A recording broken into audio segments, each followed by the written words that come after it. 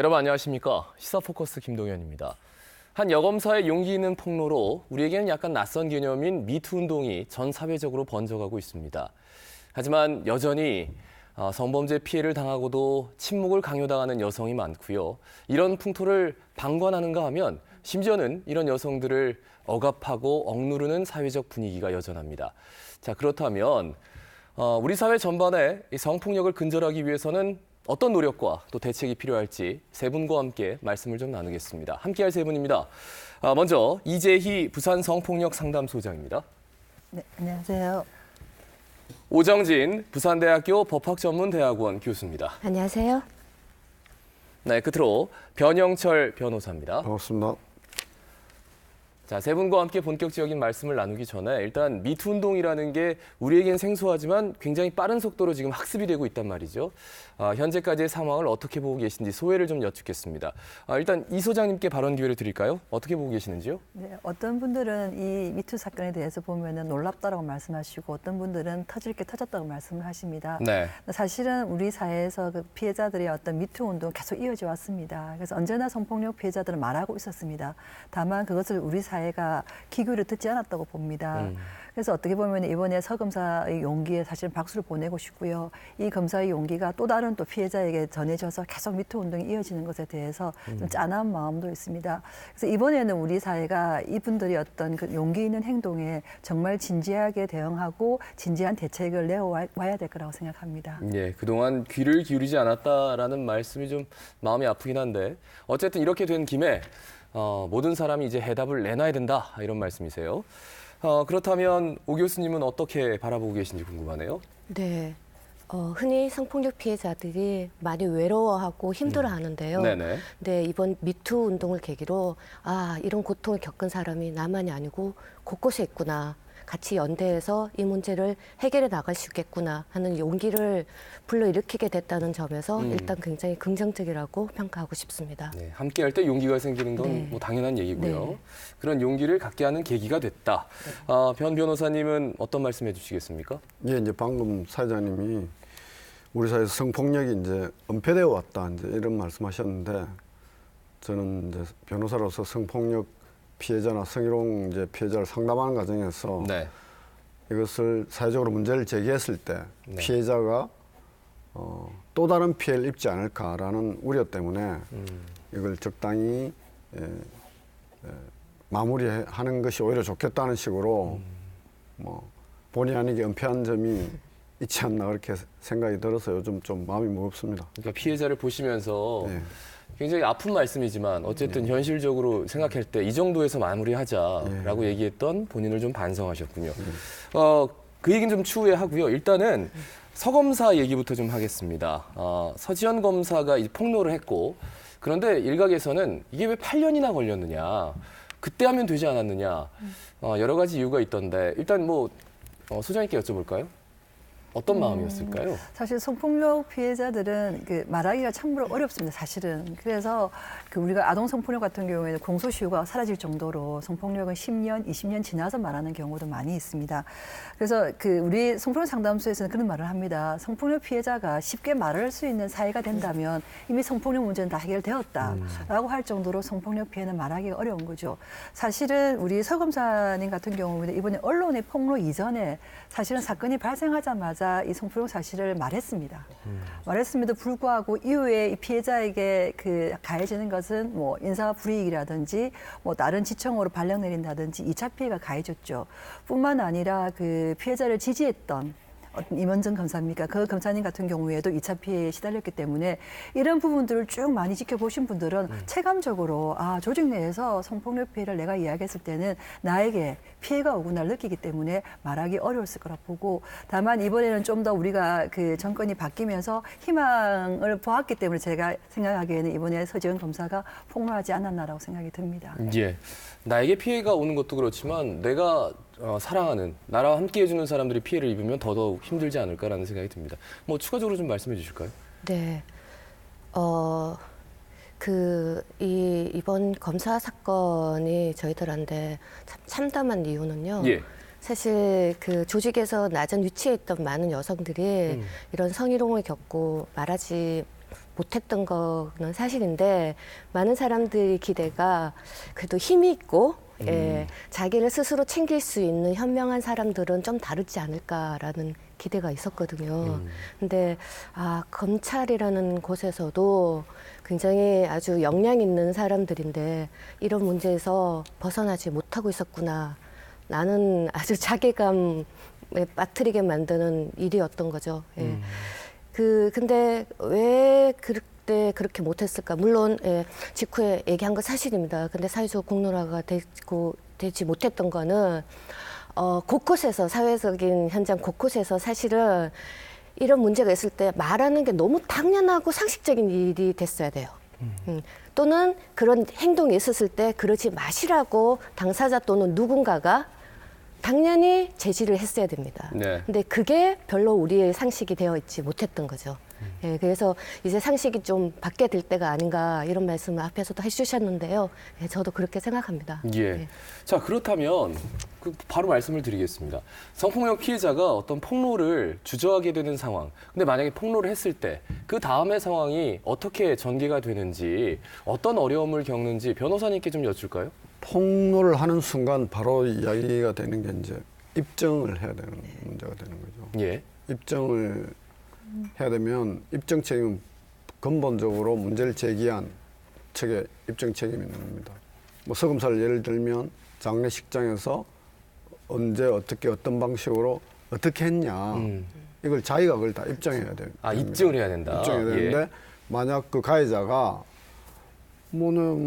잘 모르겠다든지 안 했다든지 이러면 그걸 목격한 사람을 찾아야 되는 거예요. 목격한 사람을.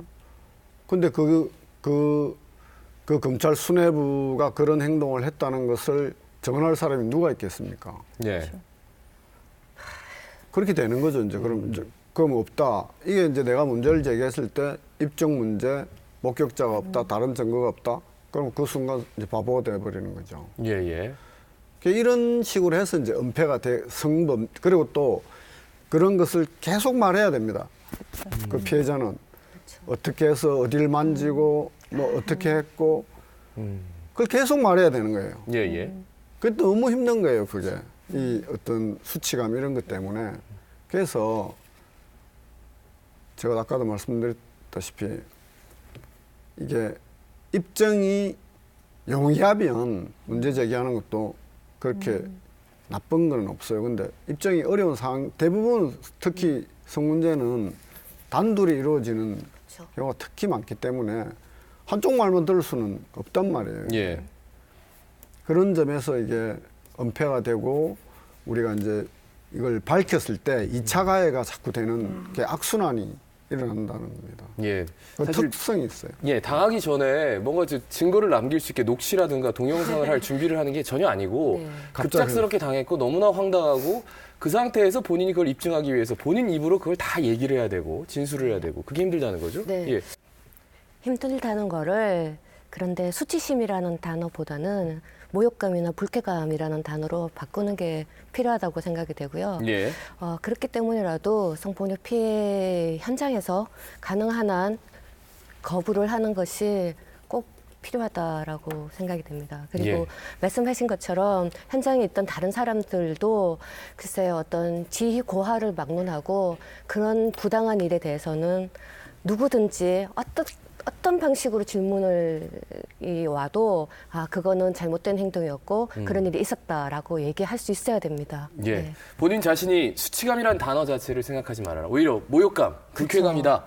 그렇죠. 단호히 거부해라. 이 말씀이세요? 예. 추가적으로 말씀해 주시면. 근데 사실은 현장에서는 보면 문제가 되는 거는 뭐냐면 이 성폭력에 대해서 사실은 직장 내라는 게 중요한 것 같아요. 그래서 이때까지는 성폭력 사건을 이야기할 때는 개인과 개인의 문제, 개인 가해자가 있고 개인 피해자가 있고 그래서 개인과 개인의 생긴 문제이기 때문에 해결을 하려고 한다거나 사건이 들어갔는데요. 이 조직 내에 발생하는 경우에는 네. 그 개인을 둘러싼 권력이 작동한다는 거죠. 그래서 대체적으로 이제 가해자 쪽 같은 경우에는 권력이 있는 상급자일 확률이 높죠. 그래서 피해자가 말을 못하는 경우가 많습니다. 예. 특히 뭐 상급자인 경우가 많은 여성들에게 성추행을 하는 성희롱을 하는 분이다 하면은 많은 분들한테 하기 때문에 자기 스스로가 제기하기 어렵고요. 아니면 다른 사람은 안 하는데 나한테만 딱 한다면 왜 나한테만 하지? 내가 뭔가 문제가 있나 싶어서 말을 못하는 거죠. 그래서 이런 조직 내에 지금 문제되는 건 뭐냐면 이 개인 간의 성폭력 문제가 아니라 조직 내에서 발생한 성폭력, 성희롱의 문제이기 때문에 우리가 이 서지현 검사의 어떤 폭로에 대해서 박수를 보내는 게 그 전체와 싸우고 있다라는 그렇죠. 거죠.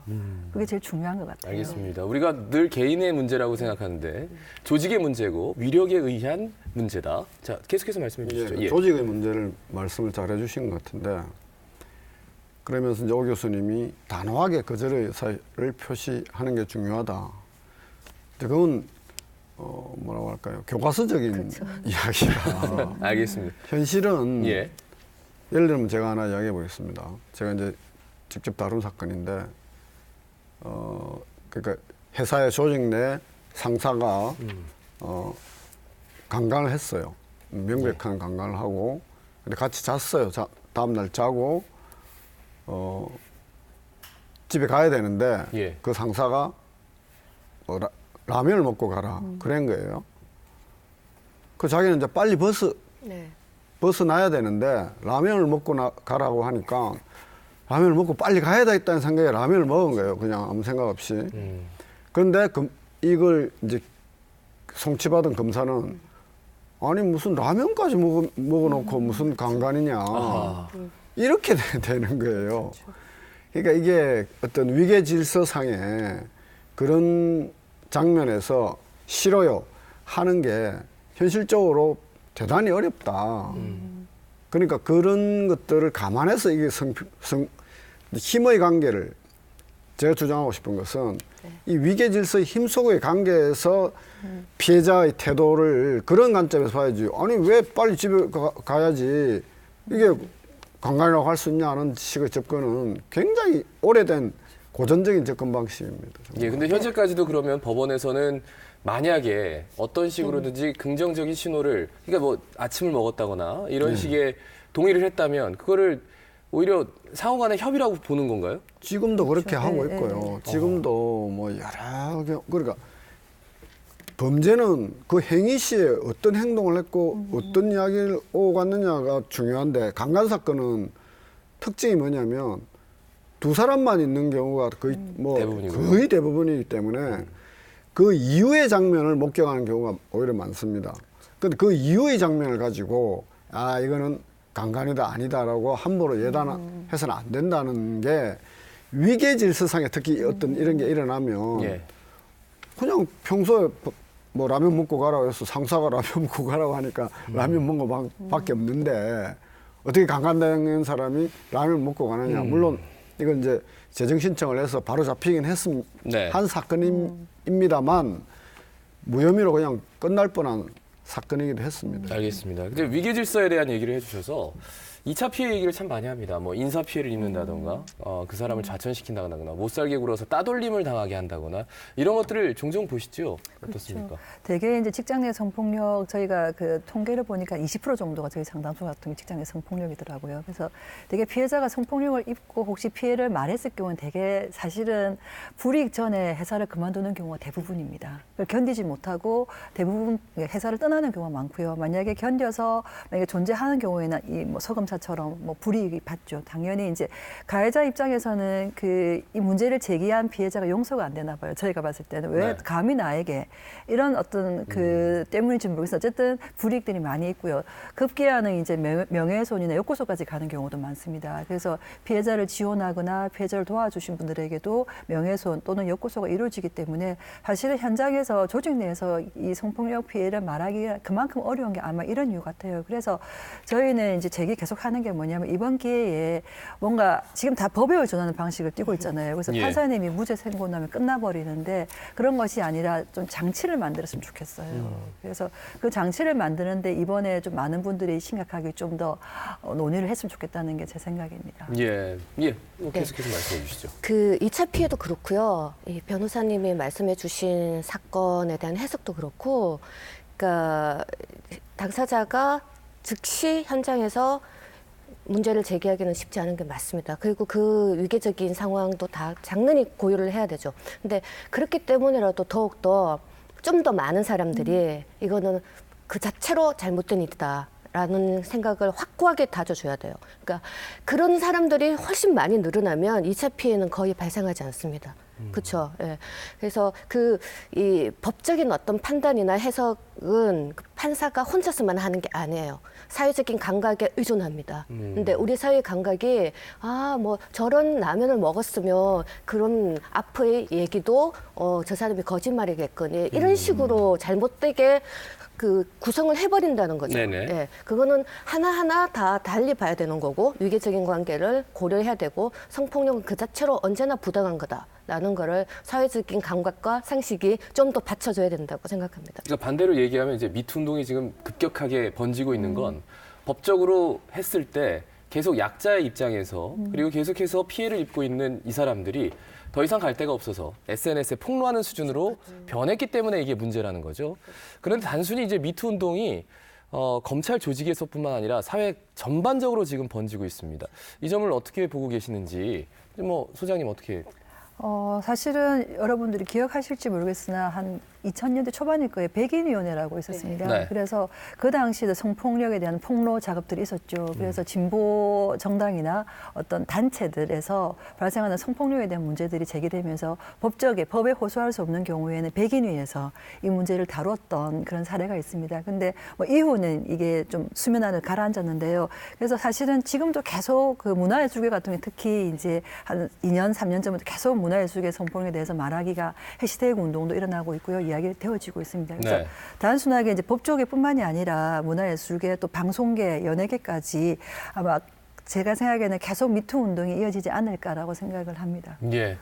근데 이제 미투 운동이 이렇게 일어나기까지 우리 사회 전반에 어떤 큰 문제가 있었다는 얘기죠. 그리고 시대에 맞지 않는 그 무언가가 있었고 그 무언가 때문에 계속해서 만연한 것이고 어떤 원인이 있다고 보시는지 이렇게 성폭력이 근절되지 않는 원인들을 어떻게 좀 찾아볼까요?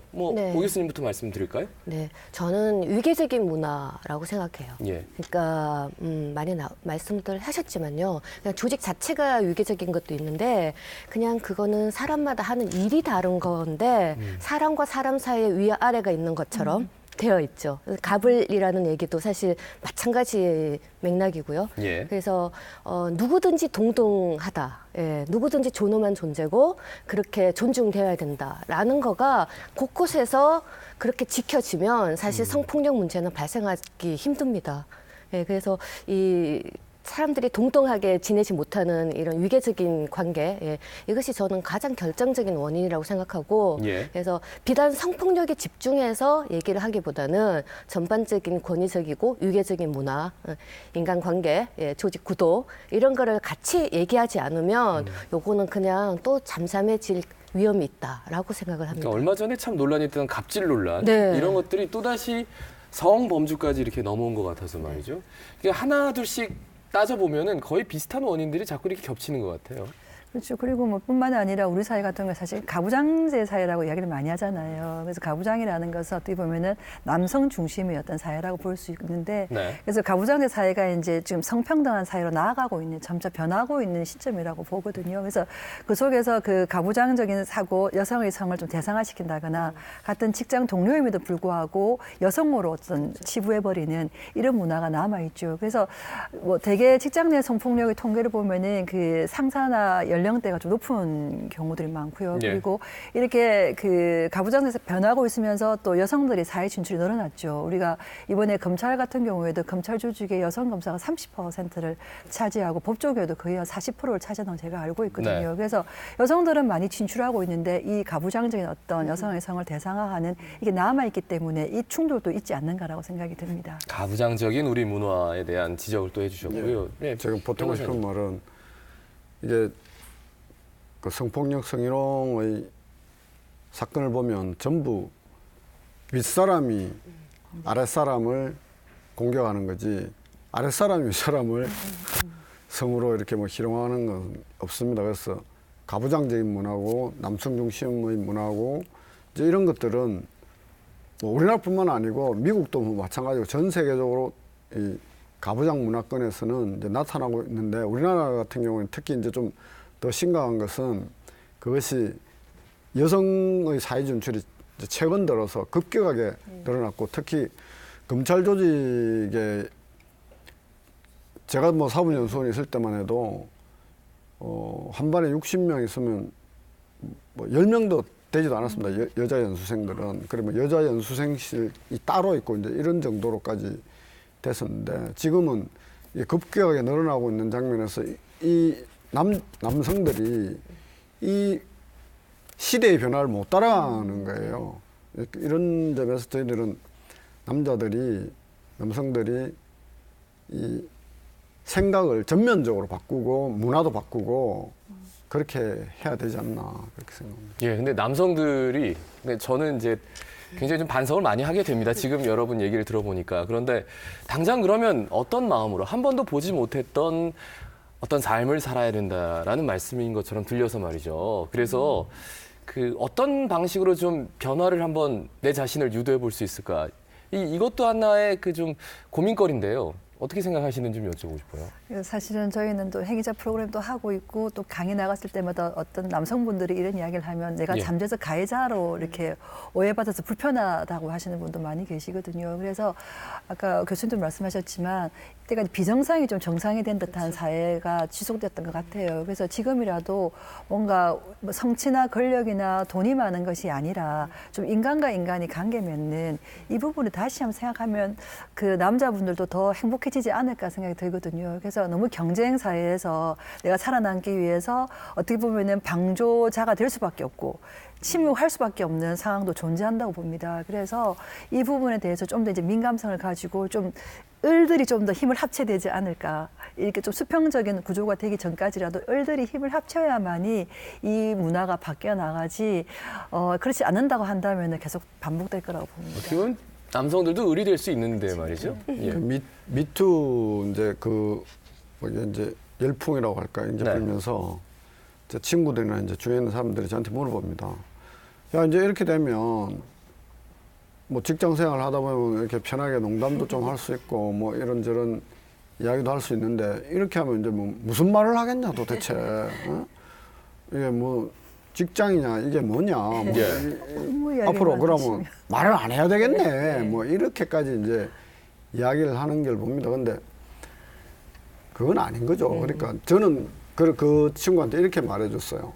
하고 싶은 대로 말을 해라. 근데 상대방이 싫어요라는 의사표시를 하거나 표정이 바뀐다거나 그러면 즉각 중단하면 된다. 어? 그럼 이미 뱉은 거거든요. 근데 거기서 더 나아가면 사과하고 그 나아가지 않으면 아무 문제가 없다. 근데 보통의 법정까지 오거나 변호사 한테까지 오는 사건들은 거기서 더 나아간 사건들이다. 그러니까 그런 거는 걱정할 필요가 없다. 이제 제가. 예. 그 중간에 제가 생각하기에는 예. 저희는 또 이제 상담소에 이제 젊은 20대 여성들이 많이 일을 같이 하고 있으니까 물어보면 그냥 하고 싶지 그 업무 외에는 이야기를 안 했으면 좋겠다고 이야기를 해요. 아니 그러니까 예를 들면은 그 아까 뭐 친해진다라는 자체는 그러니까 사적인 공간에서 친해지고 싶은 건데 굳이 직장 상사랑 내가 어떤 친해져야 될 이유가 있을까라는 의문들을 이야기를 많이 하거든요. 그래서 누구 입장에 있는가가 다른 것 같아요. 그래서 말씀하신 대로 더 나아가면 이제 범죄가 되는 것이고 나아가고 있지 않다면 잠재적인 또 피해자분들이 생길 수밖에 없는 상황이라서 그 좀 변화하는 문화에 대한 어떤 그 서로 알기 위한 어떤 민감성 훈련이나 이게 좀 필요한 것 같아요. 예. 그러니까 그 제가 직장 상사라면 좀 더 우리 팀을 공동체로 하나 묶어서 우리는 가족이다 해서 하는데 거기서 이제 가부장적인 실수가 나오고 또 잘못된 농담을 하다가 또 실수가 나오는데 그 이상으로 가면 또 법정으로까지 갈 수도 있다. 그렇죠. 예. 이제 그게 요즘 뭐 국가인권위원회에서 그런 성희롱 사건들은 전면적으로 다루고 뭐 그 특히 학교 내에서도 또 그렇죠. 학교는 요즘 좀 별로 안 나오는 것 같은데 학교 내에서도 그런 일 이제 상담을 굉장히 이제 많이 했는데 이게 뭐 특히 회식 자리에서 뭐 이제 또 항상 상급자죠. 상급자가 이제 뭐 이렇게 술을 따라라 뭐 왜 안 따르느냐 뭐 이런 이야기도 있을 거예요. 근데 예. 술 한 잔 서로 뭐 어른한테 술 따라야지. 이제 뭐 이런 문화가 있다는 거죠. 근데 그때 이것도 뭐 실제 있었던 이야기 아닙니까? 근데 그 선생님은 안 한다 그랬어요. 아, 저는 안 합니다. 이랬어요. 그러면 제 이야기는 막 이렇게 끝내야 되는데 끝까지 그거 해라 해가지고 이게 이제 문제가 된 케이스라는 거죠. 그래서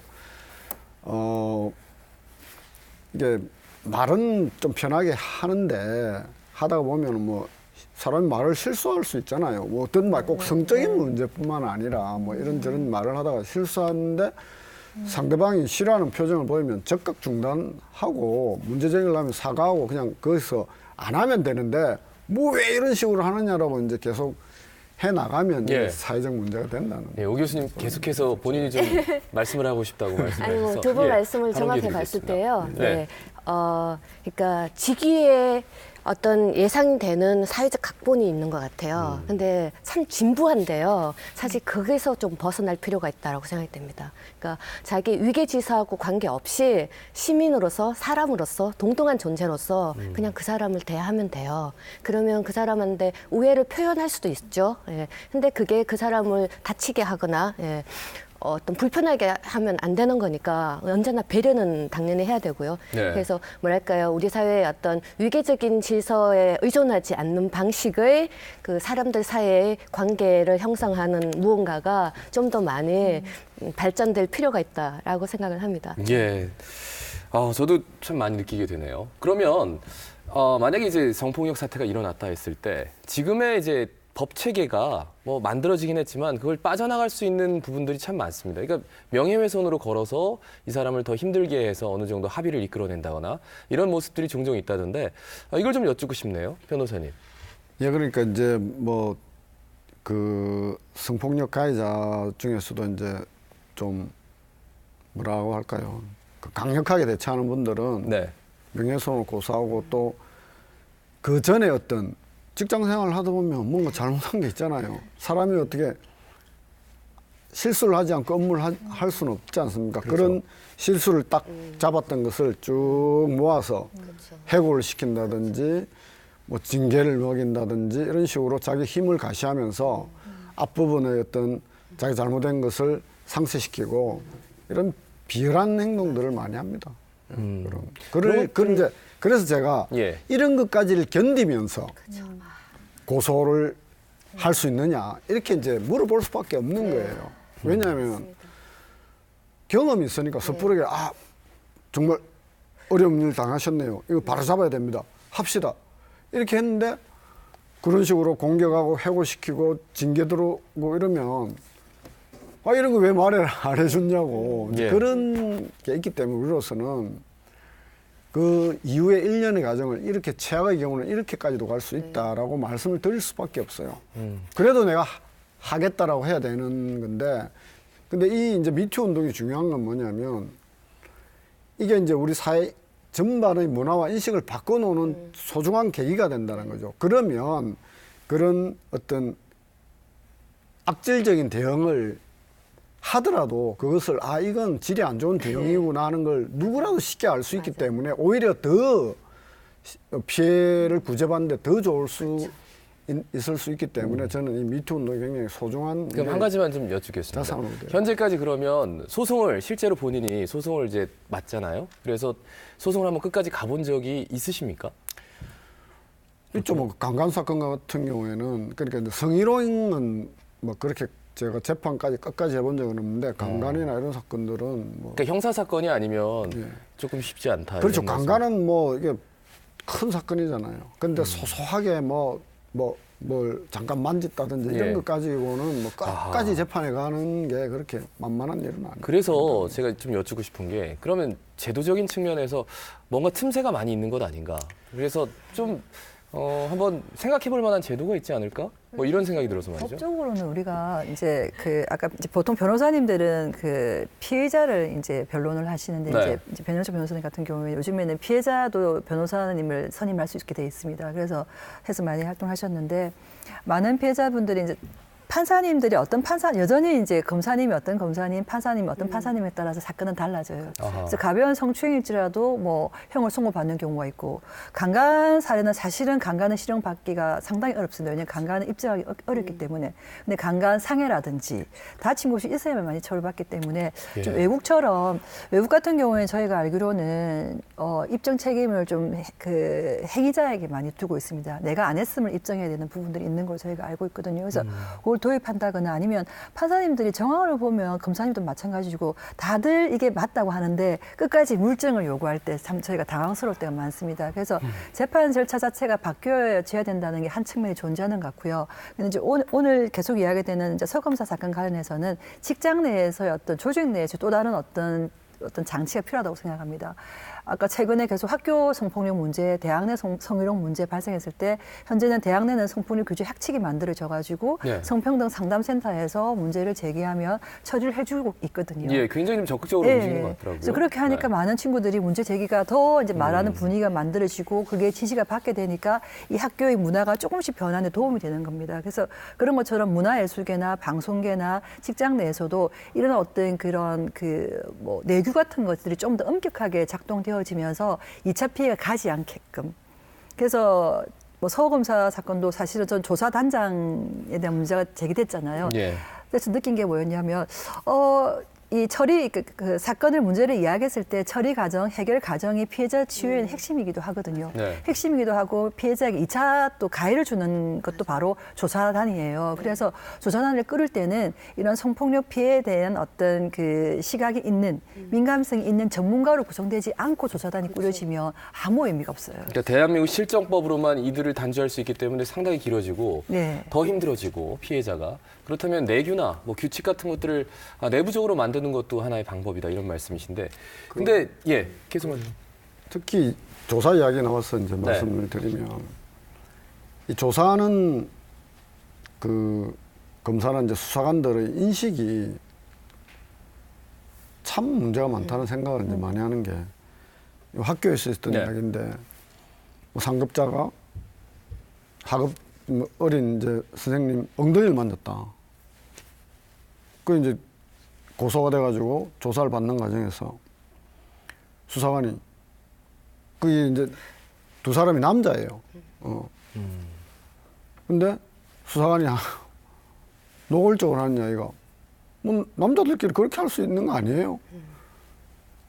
이런 장면에서 어떻게 이게 뭐 수사가 안 되는 거죠. 이거는 그것도 한 번 그랬으면 우리가 뭐 그 말이 일리가 있다 하지만 이 선생님이 문제 제기한 게 3번이나 그렇게 한 장면에서 그 수사관이 그런 인식을 가지고 있다는 것은 이건 이런 일 그러니까 제가 이제 예를 든 건데 라면 사건이라든지 뭐 여러 가지를 보면 이 우리 남성 중심의 그런 여성을 바라보는 시각 그런 성에 대한 아주 그걸 가볍게 여기는 이런 문화들이 좀 바뀌어지지 않으면 피해자는 계속 나올 수밖에 없다는. 예. 조금 변화하고 있는 거는 사실은 이제 90년대 이후에 성폭력, 뭐 가성폭력, 성매매에 대한 교육이 의무화 교육이 됐잖아요. 그래서 사실 학교나 공무원사에서는 이 교육이 매년 실질적으로 운영이 되고 있어요.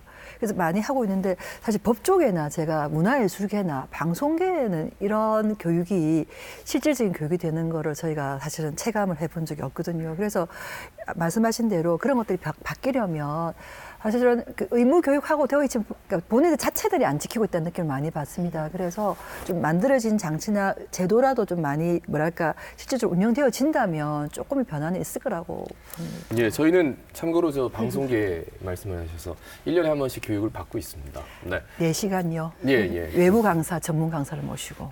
그렇게까지는 디테일하게는 말씀을 못 드리겠네요. 알겠습니다. 자, 그러면 뭐 오 교수님께 발언 기회 드리겠습니다. 네. 근데 저는 사실 이 성폭력을 가지고 그냥 하지 마라라는 방식으로 교육이 흔히 이루어지고 있는데 이렇게 뭔가 좀 외부화되는 거는 좀 지양해야 된다고 생각하고요. 무슨 말씀이냐면 그 이번 그 검찰 사건이 좀 충격적이고 더 참담한 거는 법을 다루는 사람들이 불법이고 부조리한 거고 부당한 건데 어떻게 이런 일을 저지르고 그렇게 은폐를 했나라는 데 대한 실망감이거든요. 수사관도 마찬가지입니다. 그죠? 예. 그러니까 특별히 성에 대한 아주 각별한 의식이 없더라도 네. 법을 공부하고 운용하는 사람들은 그럴 수는 없는 거거든요. 예, 마찬가지로요. 예, 그러니까 우리가 인권이라든지 아니면 시민들의 어떤 교육과 이런 것들이 이루어지는 곳곳의 현장에서 학교 교육, 초등학교 때부터 이거는 당연히 있을 수 없는 일로 몸에 새겨져야 돼요. 예, 근데 그걸 뭔가 별도의 성폭력 예방 교육으로 지금 뒷수습을 하려고 하는 거죠. 지금이라도 하는 건 맞습니다. 그렇지만 조금 더 통합돼야 된다고 생각합니다. 예, 알겠습니다. 그래서 얘기가 나오는 게 피해자의 2차 피해를 방지하기 위해서 미투 운동을 가해자에게 책임을 묻는 에스크 운동으로 바꿔보자. 이런 의견도 있단 말이죠. 이것에 대해서는 좀 짧게 소견을 좀 여쭙겠습니다. 소장님 어떻게 생각하십니까? 좀 다양한 방법들이 미투 운동은 미투는 자발적인데 에스크 운동을 했을 때 그 당사자가 어떤 그게 잘 응답해서 내가 정말 성찰하고 내가 했던 행동에 대해서 아까 한 발 더 나아가지 아니하고 아 잘못됐구나라고 말씀을 하시면 다행인데 아닌 경우에는 정말 어떻게 보면은 또 이렇게 진흙탕 싸움처럼 될까 하는 그런 두려움도 있습니다. 왜냐하면 지금도 미투 이야기했을 때 댓글이나 또 어떤 분들은 막 이야기를 하시잖아요. 네. 뭐 일반화를 하지 말라, 뭐 그때는 왜 말 안 했니 여러 가지 말로 또 이렇게 평가하는 부분이 많기 때문에 오히려 좀 성찰의 그 에스크를 당한 분은 좀 성찰의 시간들을 가지는 것이 더 필요하지 않나라는 생각이 듭니다. 저도 심심치 않게 조롱 섞인 댓글들을 좀 확인하기는 했습니다. 예, 오 교수님. 저는 글쎄요, 그 당사자의 경우에 자신이 가해자일 때 가해자라는 걸 스스로 잘 모릅니다. 기억 자체는 다르게 구성되니까요. 근데 저는 뭐랄까요, 이 미투가 굉장히 중요하고 미퍼스트도 뭐 중요할 수 있습니다. 그러니까 근데 피해자한테 부담을 전가시키는 거는 그거는 바람직하진 않다고 생각합니다. 용기를 내는 거는 굉장히 고맙고 소중한 일입니다. 그렇지만 그냥 당사자이기 때문에 피해자이기 때문에 얘기하는 게 아니라 누구든지 그런 일에 대해서는 비판적으로 얘기를 하고 잘못이다라고 말을 해줘야 된다고 생각합니다. 그래서 뭐 anybody 그런 거가 오히려 더 필요하지 않을까 생각합니다. 알겠습니다. 시간이 좀 지나서요. 하시고 싶은 말씀이 분명히 더 있으실 것 같은데 그러면 마무리 발언에 본인이 하시고 싶은 말씀을 같이 해주시면 좋을 것 같습니다. 변호사님부터 발언 기회 드리겠습니다. 예. 우리 법 쪽에도 이제 좀 더 바람직한 방향으로 이제 가야 되겠지만 제가 뭐 언론에 나온 김에 한 말씀 드리고 싶은 것은 이 미투 운동이 좀 지속될 수 있도록 그것은 어떤 영역보다도 이제 언론에서 지속적으로 이 관심을 가지고 해줘야 이 운동이 제대로 좀 성과를 낼 수 있다 그런 생각을 합니다. 알겠습니다. 좀 사명감을 느낍니다. 네, 말씀하시죠. 네, 저는 이런 성폭력이나 이런 문제가 정말 근절되려면 그러니까 평등한 인간관계에 대한 몸에 새겨진 평등한 인간관계가 가장 중요하다고 생각하고요. 예, 그래서 좀 다르게 서로 사는 세상을 서로 만들어가면 좋겠습니다. 네. 예. 그러니까 앞에 미투 운동에 대해서 계속해서 좀 원활하게 이루어질 수 있게. 그러니까 생명력을 가지려면 몸에 체득이 되려면 그 교육부터 시작해서 상당히 시간이 걸리기 때문에 말이죠. 예.